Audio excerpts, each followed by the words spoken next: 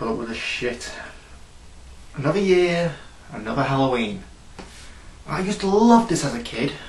Now, not so much. But that door has been going off nearly every single... One moment.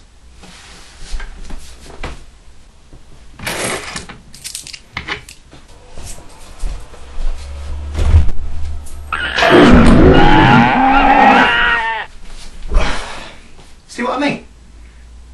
I blew my entire chocolate stash on those twerps. But hey, in the spirit of Halloween, let's take a look at some horror games on Nintendo Wii. First up, House of the Dead Overkill. Now, forget what I said about laser crossbow training, forget about Ghost Squad or Time Crisis. This is the ultimate rail shooter. Oh yeah.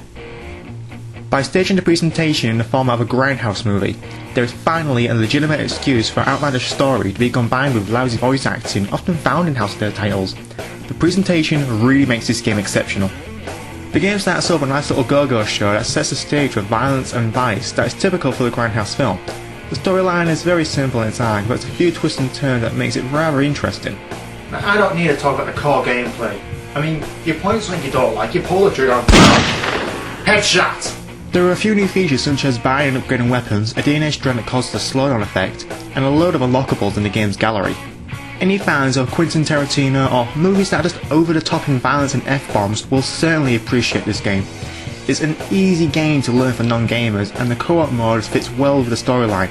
I recommend it to anyone with a sense of humour and is mature enough to appreciate the grindhouse theme. I rate this game 8.5 out of 10.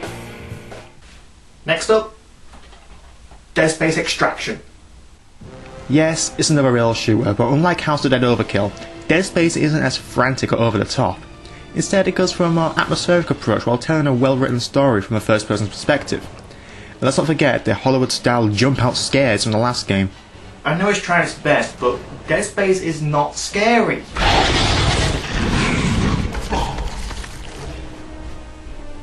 But don't get me wrong, Dead Space Extraction is a fantastic game, and some of the best graphics I've seen on a console, and some fluent animation to boot. The core gameplay hasn't changed much. You still point and shoot at things, but there are a few new elements to the formula, such as minigame puzzles, a melee attack, and the ability to slow down enemies and pick up items such as health, guns and ammo. The only bad points I can make about this game is that it's a bit too easy.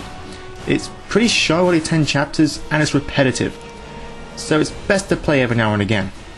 It's definitely more survival than it is about getting a high score. Plus there's loads of unlockables, such as a 6-issue motion comic, unlockable difficulties and challenges. I rate this game 8.3 out of 10. And finally, Orange and Barra Bikini Zombie Slayers. It's got zombies in it, it counts! The title pretty much describes the game.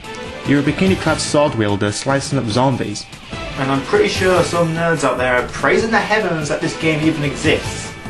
There's not much I can say about this game. It's just a straightforward hack and slash from getting point A to point B. There is a story, but it's not really important or interesting. It's no Devil May Cry or God of War. It's simple, mindless arcade-style fun.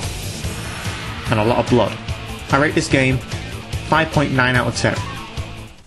I hope you enjoyed that and have a happy Halloween. 'Cause I'm certainly not.